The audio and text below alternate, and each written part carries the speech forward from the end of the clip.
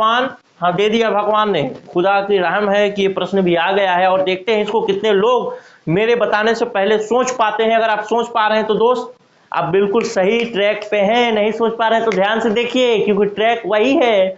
बाकी लोग सोच ले रहे हैं और आप नहीं सोच पा रहे हैं, तो ट्रैक तो उसी ट्रैक पे मैं चल रहा हूं, लेकिन आप मेरे ट्रैक पे चल रहे हैं या नहीं चल रहे हैं, आपको डिसाइड करना है। गणित को समझते हुए या उसकी रचना करते हुए बच्चे किस प्रक्रिया का प्रयोग करते हैं?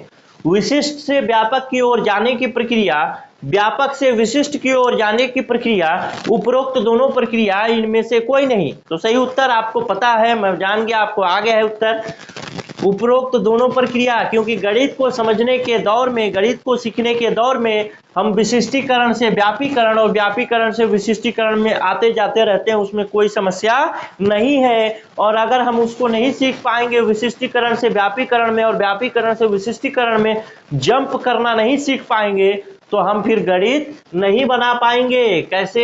एक उदाहरण से मैं बता देता हूं। चलिए फिर से वही समानांतर चतुर्भुज वाला उदाहरण लेकर के बात करते हैं। ये ले लिया समानांतर चतुर्भुज, चलिए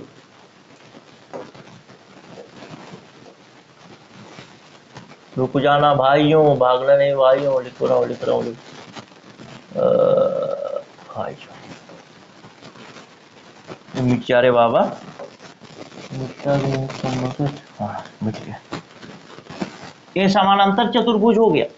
अब इसके एक कोण का माप आपको दे दिया कि 40 अंश है, एक कोण का माप दे दिया 40 अंश है।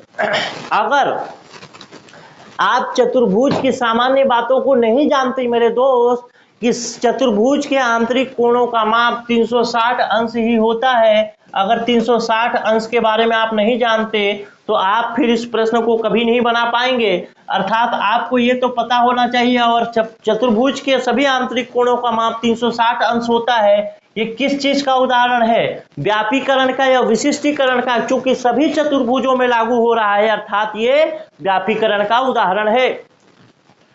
तो अगर आप ये बात नहीं जानते कि 360 अंश होता है तो आप ये प्रश्न तो नहीं बना सकते। यानी आप व्यापक से विशिष्ट की ओर नहीं जा रहे हैं तो फिर आप प्रश्न नहीं बना सकते। यानी व्यापक जानकारी नहीं है तो फिर आप विशिष्ट प्रश्न नहीं बना सकते।